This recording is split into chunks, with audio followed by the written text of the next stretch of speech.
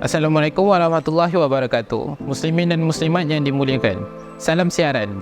Bertemu kita sekali lagi di MAIS TV, Khamis 30 November 2023. Apa kata kita perhatikan dulu antara rancangan-rancangan yang bakal bersiaran. Sebentar saja lagi, siaran kami akan dimulai dengan bacaan zikir harian yang akan dialunkan oleh Ustaz Muhammad Amir Zaid bin Jamaluddin, Pegawai Majlis Agama Islam Negeri Johor. Siaran kami akan diteruskan dengan rangkuman berita. Majlis Agama Islam Negeri Johor anjurkan program zakat di hati bersama komuniti di daerah Kluang. Seterusnya berita, program bual bicara tua-tua sumbangan tambang melanjutkan pelajaran dan rumah siswa.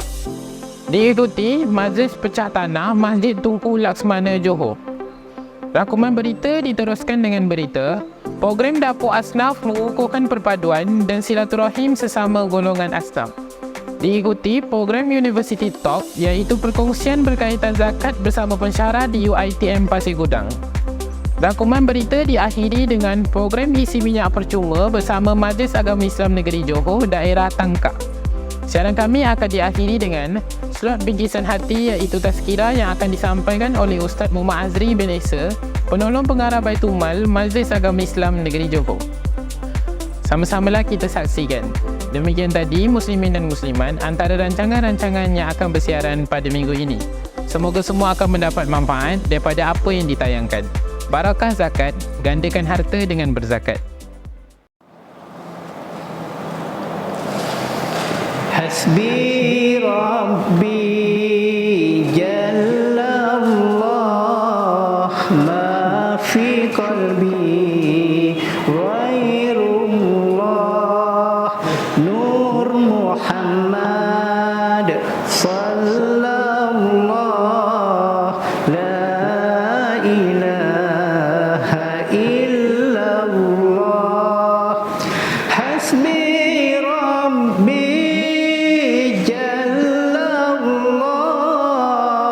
ما في قلبي غير الله نور محمد صلى الله لا إله إلا الله حسبي ربي جل الله ما في قلبي غير الله نور محمد صلى الله لا إله إلا الله.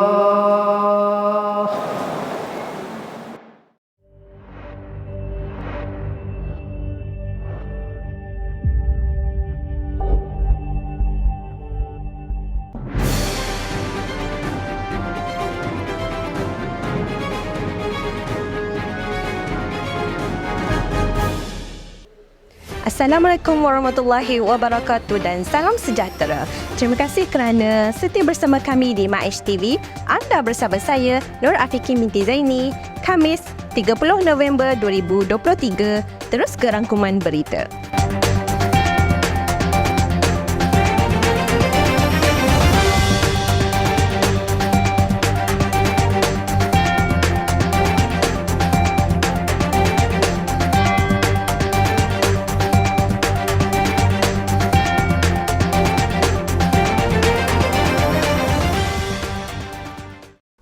Program Zakat di Hati Bersama Komuniti diadakan oleh Majlis Agama Islam Negeri Johor di Kampung Dato' Abdul Rahman Yassin, Keluang.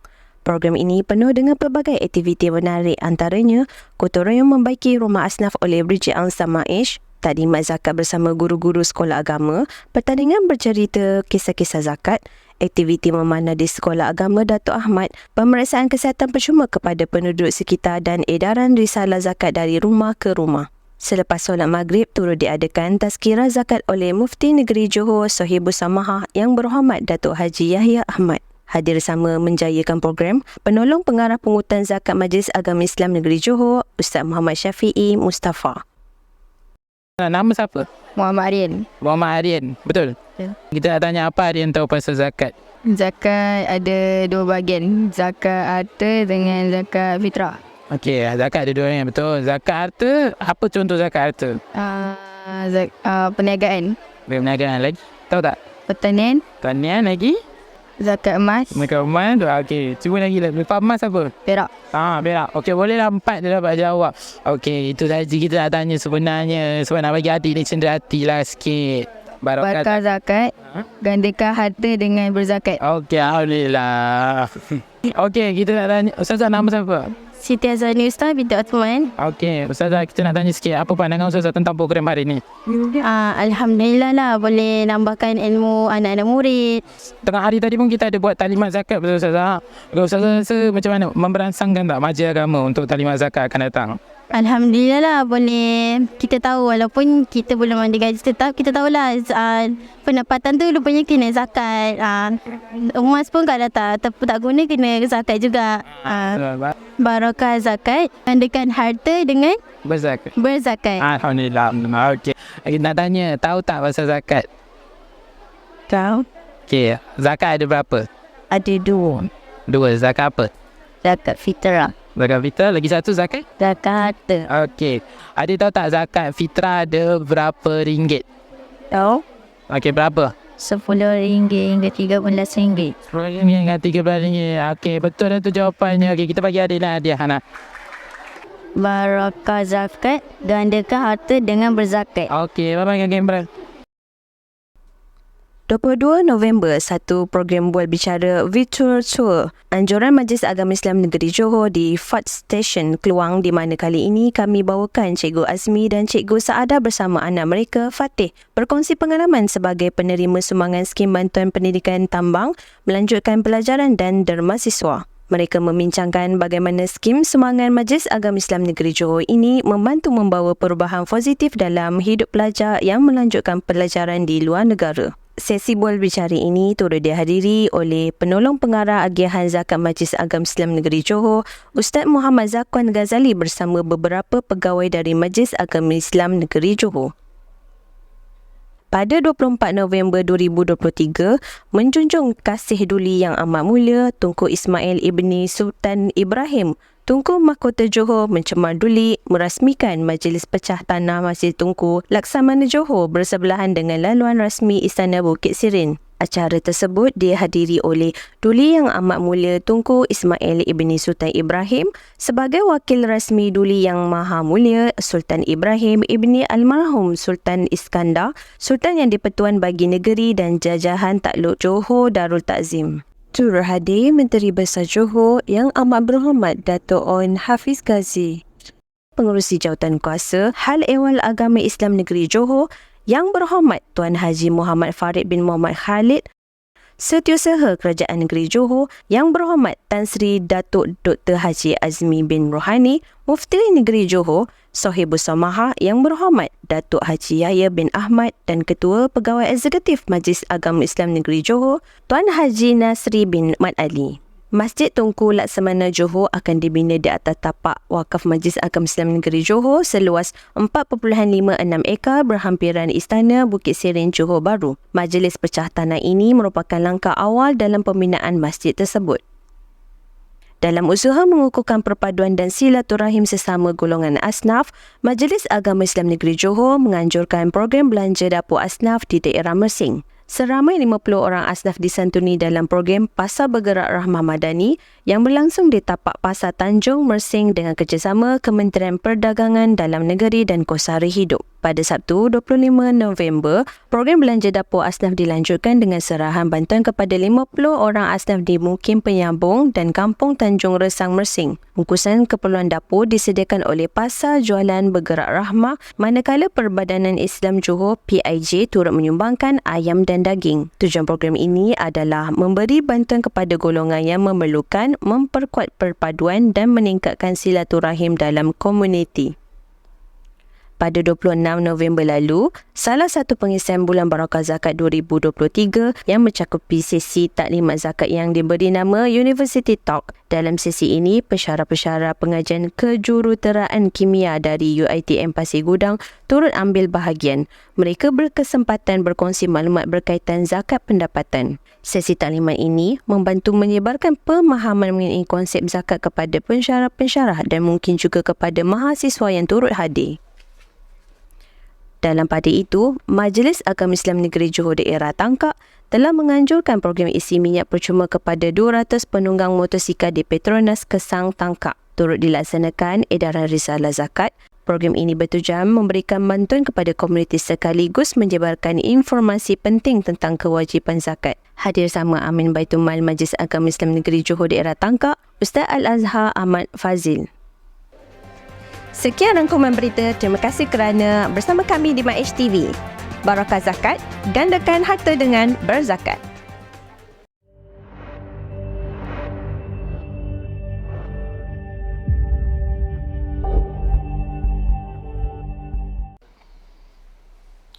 Bismillahirrahmanirrahim. Assalamualaikum warahmatullahi wabarakatuh. Alhamdulillahirrabbilalamin. Wassalatu wassalamu ala asyrafil anbiya'i wal mursalin wa ala alihi wa sahbihi ajma'in. Sidang pendengar MAH TV yang dirahmati Allah Subhanahu wa taala. Saya Muhammad Azri bin Isa dalam slot Bikisan Hati pada hari ini ingin berkongsi bersama-sama dengan tuan-tuan puan-puan yang dirahmati Allah Subhanahu wa taala berkaitan dengan tajuk kita, iaitu ibadah puasa dan juga fidyah. Seperti mana yang kita tahu, puasa adalah satu perkara yang wajib. Puasa bulan Ramadan satu perkara yang wajib untuk kita laksanakan. Jadi apabila seseorang itu meninggalkan puasanya atas sebab-sebab tertentu, maka adalah perkara-perkara yang perlu kita lakukan sebagai pengganti ataupun penembus bagi amalan puasa yang kita tinggalkan itu. Fidyah ini adalah satu sebagai penembus bagi sesiapa yang meninggalkan puasa wajibnya atas sebab-sebab tertentu, dia perlu membayar fidyah. Tetapi sebelum dia membayar fidyah, dia perlu mengqadakkan puasanya. Dan apabila dia tidak mengqadakkan puasanya dalam tempoh tertentu, contohnya sampai melangkau Ramadan yang akan datang, maka pada ketika itu yang tidak berpuasa itu dia wajib untuk membayar fidyah. Sabda Rasulullah SAW dalam satu hadis yang mana Nabi menyebutkan, "Man mata wa alaihi siyamu syahr falyut'im anhu ma kana kulla yawmin miskinan." Bahawasanya Nabi SAW telah bersabda, barang siapa yang mati sedangkan dia masih mempunyai puasa Ramadan, hendaklah diberi makan seorang miskin bagi setiap hari yang telah ditinggalkannya itu. Jadi sidang pendengar MAH TV yang dirahmati Allah Subhanahu wa taala, apabila seorang itu dia tidak berpuasa, dia meninggalkan puasa, maka perlulah ada perkara sebagai menembus diri dia di atas ketidaksempurnaan dia melakukan ibadah tersebut. Jadi fidyah itu adalah satu perkara yang wajib bagi mereka yang meninggalkan puasa. Fidyah puasa ialah memberi makan kepada orang-orang fakir miskin dengan satu mud ataupun satu cupak makanan asasi untuk setiap hari puasa wajib yang ditinggalkan itu. Antara sebab-sebab kenapa seseorang itu perlu membayar fidyah, yang pertama antaranya meninggalkan puasa kerana terlalu tua. Lelaki ataupun wanita yang terlalu tua, yang mana dia merasakan dia tidak mampu untuk berpuasa, dan jika dia berpuasa akan mendatangkan kemudaratan ke atas tubuh badan dia, maka golongan ini dia dibenarkan untuk tidak berpuasa, tetapi dia wajib untuk membayar fidyah bagi setiap hari yang ditinggalkan itu. Yang kedua, dia meninggalkan puasa kerana sakit kronik, yang mana jika sakit kronik itu sakit yang berpanjangan, yang mana tidak dapat diharapkan untuk sembuh menurut pengalaman atau pengesahan pakar perubatan. Jika dia berpuasa, akan mendatangkan kemudaratan ke atas tubuh badan dia, dan doktor atau pakar mengesahkan dia tidak boleh berpuasa atau dia perlu makan ubat setiap 2 jam, 3 jam contohnya. Maka golongan ini dia dibenarkan untuk tidak berpuasa, tetapi dia wajib untuk membayar fidyah bagi setiap hari yang ditinggalkan itu. Itulah antara sebab-sebab kenapa seseorang itu perlu membayar fidyah. Mudah-mudahan dengan perkongsian ini beri manfaat kepada kita semua. Jadi saya sudahi dengan aqulu qouli hadza wa astaghfirullahal azim li wa lakum. Assalamualaikum warahmatullahi wabarakatuh.